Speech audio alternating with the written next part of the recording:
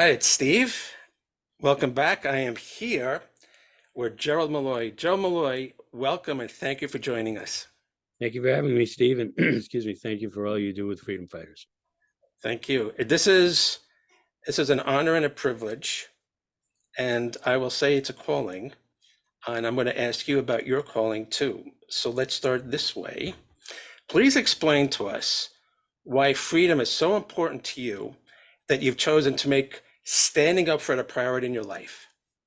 Sure. Good question.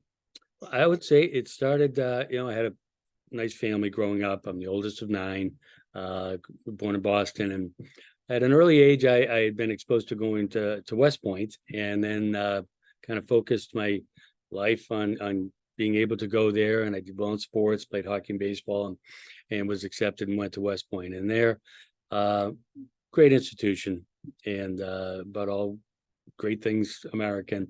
Um, After 4 years, I was commissioned as a field artillery officer, and I took the oath to support and defend the Constitution. And you may know that's the exact same oath that a U.S. senator takes, and that oath has no duration. I still live under that oath. And so I had a 22-year career in the Army, and I saw how great America is. And, I served in the Fulda Gap in Germany. I served up near the DMZ in Korea, served in the Middle East. I served in Southwest Asia and all throughout Desert Shield, Desert Storm, and served across America, um, all under the Constitution and, the liberty, freedoms, and rights that it promises and it delivers. After that, after 22 years in the service, I joined the workforce, and I've been in the industry for about 15 years now. Um, Actually, I think still serving, because I support the defense industry, and I engage with military personnel all the time to provide services for them. But the freedom piece, um, with me personally, when COVID happened, and my wife and I decided to move up to Vermont, and we saw freedoms being chipped away at, and to start with, being forced, and you had just mentioned it, in terms of being forced to take a COVID vaccine and wear masks, and infringement on privacy. And we saw that over and over and over. And as you and I just talked about before, going live here, I almost lost my job. And I didn't like all that. And then what happened with me personally is I watched the President Biden take over in January of 21, and right at day one, start to do things that I don't think the president should be doing in terms of executive orders, and some of his far left ideas that I thought started to infringe on individual freedoms and economic freedom that we have here in the United States. And I think, in terms of economic freedom, the opportunity for individuals and business to have the opportunity to prosper, I thought that it was all being chipped away at. And I watched the Afghanistan withdrawal, and that was kind of a tipping point with me. And then, lo and behold, Senator Leahy up here in Vermont decided to retire, and that was, I think, October, November of 21. And I was sitting right over there. I'm here in Vermont. I was sitting right over in my office, and I saw that on my phone. I'm like, and I said, what, I could run for U.S. Senate. And, a little bit more about myself. I mean, I have an MBA, and I've been in business, I've been in government, I've been all over the world, working with NATO partners, a veteran. And I thought, I could do that. And I think it's time for us to, get back into really living under the Constitution and the values of the Constitution, which are the baseline value there, in my opinion, I think from the Declaration of Independence, is individual freedom. And I see that being chipped away at. So end of 21, I was thinking about it. January, February, I started canvassing and campaigning, seeing what the appetite was for a Republican here in Vermont. And I found a lot of interest. And if you know about Vermont, interesting that Senator Leahy back in 1974 not a good time for our country. We had a Republican president and had some definite issues. We had oil embargo. We had Vietnam. Senator Leahy became the first Democrat senator ever in the state of Vermont, and then it was 48 years later. And before him, there's never a Republican. Excuse me, it was all Republicans. So I thought, okay, maybe this might work. I went through. So I made my announcement that the night that made me change my mind. Having served in combat and served all over the world, I watched Afghanistan, and then the State of the Union address on March 1st of 2022. I watched that, and I saw the commander in chief that didn't have the character to acknowledge thank you from a grateful nation for the 13 service members that had died during that debacle. And I think there continues to be fallout from that. I think Russia happened because Russia observed how weak we were. I think that's beginning of a deterioration of relations with China because of that. They saw that's how the U.S. is acting now. So I felt the need to step in and run for U.S. Senate, and that was a great experience. I did win the primary as a Republican. I did not win the general. I am thinking about running again, but to kind of come full circle, the freedom gets back to the individual freedom, unalienable rights, life, liberty, pursuit of happiness that I see being chipped away at by the current administration. I see that the Democrat Party, I personally think it's been hijacked by the progressive far left, and they're leading us down a bad path in many different ways. Never mind, way too much government intervention, which actually in some cases supports China. I don't like all, like going back to the mandates and the, vaccine. I'll tell you a little personal side. When I left, when I retired, I had done some emergency management operations while I was on active duty. I actually worked at the Joint Field Office in New York City immediately after 9/11. Actually flew out of Logan that morning on 9/11 on United. I was asked to guard the cockpit. I have a couple other. I lived in the Khobar Towers. I lived in the Amman Radisson, so I know that there's some bad people in this world. But I had some emergency management experience, and when I retired from the Army, I did a defense contracting job for a little while, and then I got a phone call. You want to be a part of a new organization that was stood up with each DHS FEMA region, and that was going to from DOD, and that was a result of post Katrina. The response there was not what it should have been. So the Army, the military decided to put a group with each DHS FEMA region. So I did that for a couple of years. And then where I'm going with all this is after a couple of years, they instituted a new position. It was a contractor position. So I worked actually for Lockheed Martin, but I worked for Northcom, and my job was to develop pandemic influenza response plans and operations for DHS, DHHS, Region 1 and Region 2. That's the entire Northeast, including New York City, including Boston, Virgin Islands, Puerto Rico. I started that task 2008. As you may remember, we had the H1N1, the avian flu piece. And so I supported that response. And as we went along, and I was on the very high level CDC phone calls and interacting with some senior folks, HHS. And one of the questions I asked early on was, tell me about vaccines. How's that going to work? And the answer I remember is 3 to 4 years to develop a safe, effective vaccine. That stuck in my mind. And so, flash forward, pandemic hits, and I appreciate the effort with warp speed, but for me and what I saw and the research I did, I said, you know what, I'm going to go with natural immunity and see how that goes. I think that's probably the best way for most people. If other people want to get a shot or 6 shots or 6 boosters and want to wear a mask, fine. I don't want that forced on me. And so when I saw that kind of freedom taken away, that, leading up to me deciding to run for Senate, that was also part of it. It's a good tale. You seem to have a number of motivators there. One, you mentioned that the withdrawal from Afghanistan was a tipping point, um, because primarily of the betrayal of our military personnel, or why exactly was that pivotal for you?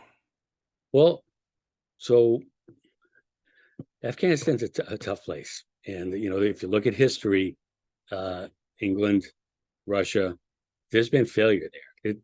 That's a hard war to win. And, no one wants, including myself, no one wants the endless war.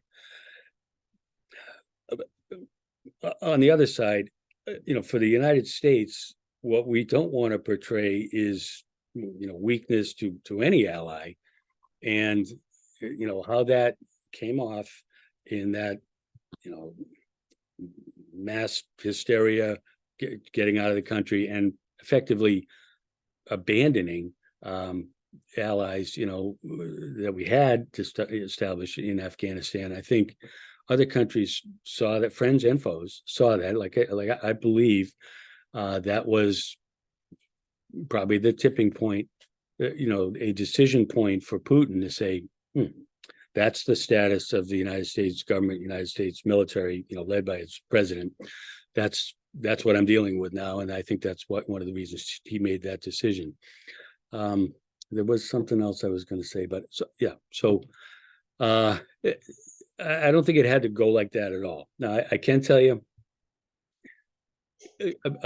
maybe 2 years before that, I went to a think tank um, meeting where they had a guest speaker in Washington, D.C. I forget the name of that. New America, maybe. They had the Afghanistan woman ambassador to the United States as the guest speaker. She was fantastic, really extremely smart. And they had,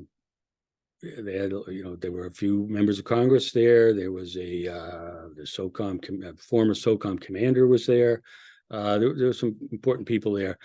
She pleaded with the group not to abandon Afghanistan, to have to maintain some sort of presence, because and what she said was, if the United States abandoned Afghanistan, women would take a step back like 100 years. And that's happened. And it's hard for me to, we get so caught up in human rights and rights, and for us to do that and kind of be swept under the rug and not talked about, it bothers me. And like I said earlier, the commander-in-chief, I think, forced that hasty withdrawal, abandonment, and I do think that led to 13 service members losing their lives, giving their life for their country, which I appreciate. But to watch him not acknowledge that during a State of the Union address, to me, that the actual withdrawal itself and then that State of the Union address, those are the two big points that were part of my decision to run for U.S. Senate. And you also mentioned they're concerned about medical freedom. And you alluded to the fact that while vaccines take 3 or 4 years to develop, Operation Warp Speed kind of took a very fast shortcut. Sure. Are you willing to go on a limb and talk about the vaccine campaign to be completely fake and dangerous? Or are you the kind of person that's open to review and say, well, I'm going to hesitate in calling this to be a deliberate ruse until I get more facts? I would like to get more facts, and I do hope more facts come out. And I wonder about the origins of COVID, and what role China may have played in that way, and what role possibly even Dr. Fauci played in that. And you hear a lot of things. I would like to let the truth come out over time. And I think I read some things. Um, that's not my, to be honest, that's not my full-time focus. Trying to track down that right now. I have work and the family and thinking about running again. So, but I do have concerns about the origins that need to be resolved. Got it. Um, have any of your stated public positions in your campaign for Senate triggered any controversy or criticism of you? I would say yes. So here in Vermont, I can tell you I was asked many, many, many times about, am I vaccinated? And one of the very few, we had a debate during the primary, and this isn't funny, but it is a little bit funny. So one of the questions was, "Are you vaccinated?" And yes, yes, and I said yes. And then I thought, oh, I was like, wait a minute, are you talking about COVID? And they're like, yeah. It's like, no, I'm not vaccinated with COVID. So, but I was in the military, and I got the anthrax vaccine early, which was, but the Army said, go here, get that shot, do what you're supposed to. I did that. I never had any doubts about really any of those. COVID, as I've explained to you all that, I made a decision not to. But to answer your question, yes, I was asked that repeatedly. If we're talking about it, I started off. As you may have heard, as we were talking earlier, I'm the oldest of 9. I'm Irish Catholic, and I am pro-life, and so that was a nonstop issue with the media. And much of Vermonters, I would tell you, the media, my opinion, is kind of skewed to the left somewhat up here. But I was asked about that nonstop. And the interesting thing is, in my platform, now that's another whole piece, because I actually wrote on a website, which I'm revising right now, but I wrote all my ideas, for improvement for the country, across the Constitution, the economy, defense, security, and order, and different parts of that. And I pretty much took a stand on a lot of things. And way back in March 17th, when I announced that I was going to run, I hit the button, and that posted, and I made an announcement, some Vermont media. And one of them was, I thought that Roe v. Wade, per the 10th Amendment, the Constitution, should be overturned, should go to the states. And as we all know, months later, the leak happened. People got their hair on fire, and then it was, in fact, through Dobbs, overturned. Now, to me, when that happened, be very, very straightforward. I struggled some after that. Now, what does that exactly mean? But I came, my belief was it is a state issue, and I don't think it's right at this point for it to come back up to a federal issue, and for instance, U.S. Congress, Senate, House of Representatives to create sweeping legislation either way. It's a state issue, and we've seen how states have decided on that.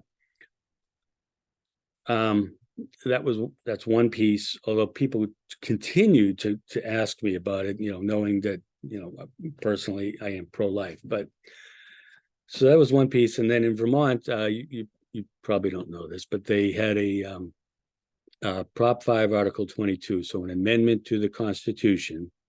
It's I would ask you to dig it up and take a look at it. It's only about a couple of sentences: reproductive autonomy. I spoke out against that, even though it's a state amendment to their Constitution, because people will ask me about it. I say, I don't think that's right. If you read through it, and talks about, it doesn't mention abortion, it doesn't mention sex, it doesn't mention ages, and it does mention states' interest. And what it means, bluntly, which I don't talk about freedom, it takes away the right of a parent on how they can raise their child. So if that 9-year-old, 10-year-old, 11-year-old, if somebody's been whispering in his or her ear at school to do this to their body and they decide to do it, the parent can't stop them.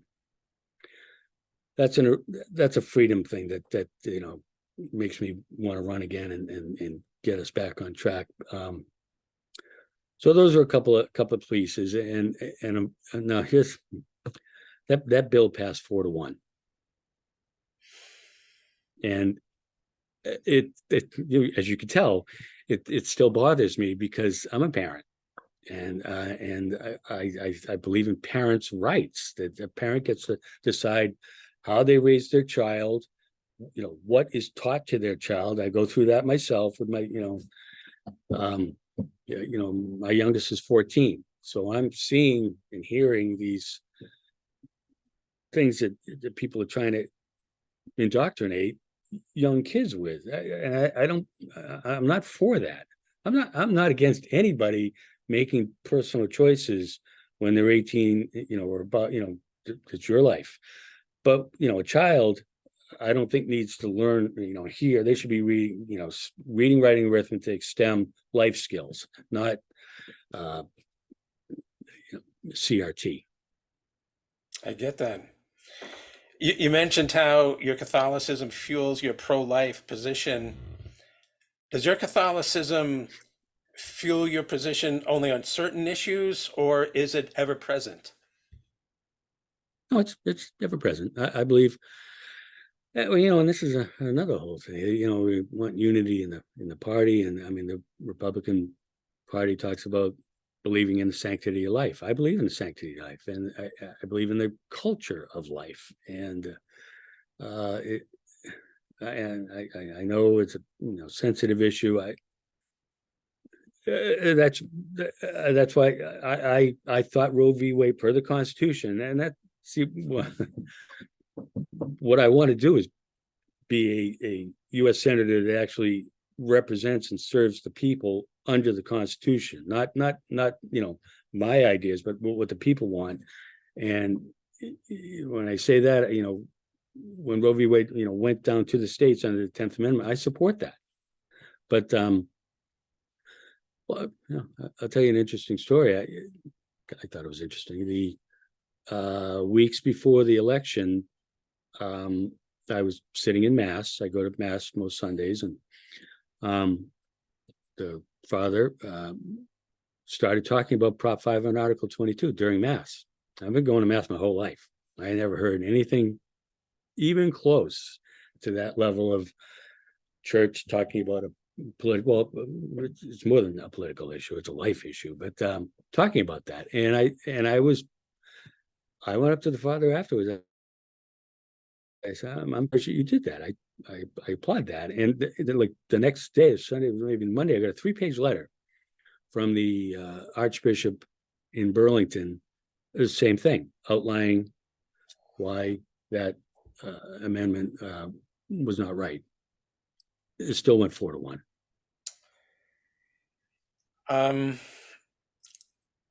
I get this. Tell me a little bit further about the role religion plays. For instance, do you consider yourself to be called upon to fight for freedom? Can you use that phrase? I hadn't thought of that. I like I said, I go to church on Sundays, sometimes more often. And I pray and I believe in God. And I will tell you that was a nice thing about campaigning, is I would often start, I'd go all over the state, and I'd go to some hall and there'd be 50 people there, and I would start off, I say, I believe in God and country and family and the Constitution. And it was nice to see people respond to that. People say Vermont's, not very religious. I will say the attendance in church in the last couple of years has gone up. I don't know if me running, I would say is a calling, and I'll belabor a little story with you. A guy I played hockey with in high school in an all-star league and went to West Point with, played hockey with him at West Point, was his roommate at Fort Bragg. Excuse me, roommate. We were assigned together in Germany, roommates with him at Fort Sill and roommates with him at Fort Bragg. He came home one day in Fort Bragg. He said, I'm going to become a priest. And we used to go to church, together. He's like, I'm going to become a priest right out of the blue, out of the blue. And I said, hey, Paul, good for you. And left the service, did the 6 years, was in a community church, went back into the National Guard, went back into the Army, rose up through the ranks to become the chief of chaplains of the Army, the 2-star top chaplain in the entire Army. He had a calling. So I don't want to take that, that phrase. So I get that. Are you optimistic that all our efforts will bear fruit? And if so, why are you optimistic? American spirit. And I am optimistic. I will tell you, I'm losing sleep, and I'm not happy about the direction we're going in. But I do have faith in Americans, and I think that at some point, I think common sense is going to prevail.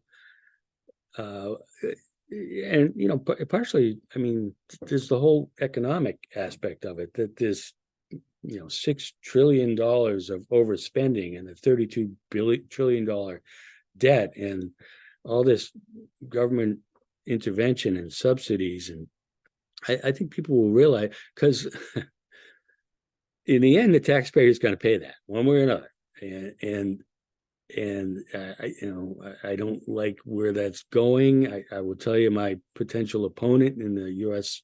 Senate for next year, he's got some dramatically different views than me. I mean, and more, less, for me, and more spending, less spending. And there's a lot of hypocrisy there too, because, folks do go to, I've worked very hard. I'm reasonably successful, but I'm not wealthy. But a lot of congressmen and senators are very wealthy, being congressmen and senators, and I've been in a very competitive environment. And I seek the competitive environment that's still out there in America. I do think there's going to be kind of a resurgence in, I'll call it the American spirit. I think the entrepreneurial spirit, but I think that's got to have support. We've got to change the course a little bit so that that's actually supported. And I do think it'll happen. I think there's one other kind of piece to that. And frankly, the way the government's operating, it is heading towards welfare nation, more and more socialism, on the path to, you might even say, communism. That's kind of the direction I see we're going in.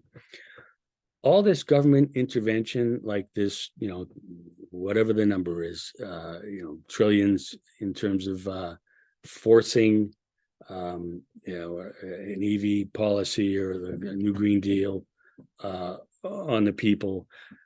I don't think that's going to work, and that has not worked in other countries over time. So I think the open market that we're based on will rise and overcome that over time.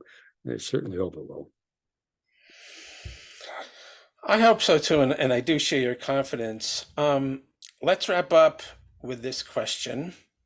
Let's pretend that we are in a room of 500 people. Mm-hmm. And these are people who are listening to you, who agree with you intellectually. Yeah, the course of the country is wrong. It is heading towards communism, and they agree with a lot of the pivotal events that you've described that is leading them to conclude intellectually, enough's enough. But they're afraid. They're afraid of dealing with some of the flack that you've dealt with. They're afraid of taking a public stand. They're afraid of family alienation. They're afraid of employees or employers giving them flack. And this fear is kind of keeping them on the bench. But they know they have to get in the game, and they know that the only way they can get in the game is if they can deal with that fear.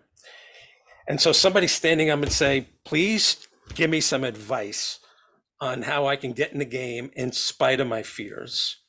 What Mhm. advice would you give them?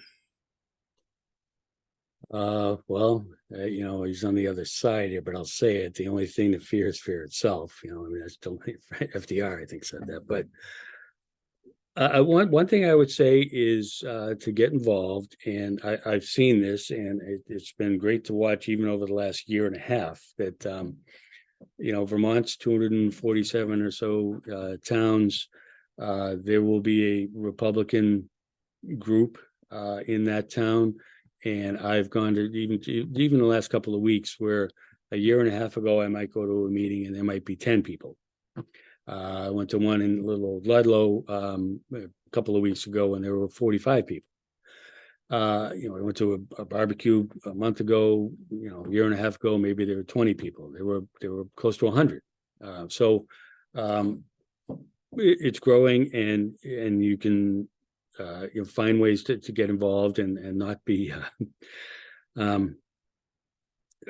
it's an unfortunate situation. I will tell you one other thing that it people picked on a lot was I got an endorsement from President Trump, and I spoke with him for 10 minutes on the phone. I asked him a couple of things and he explained about the environment in Vermont. He wrote me a great endorsement that I'm very proud of.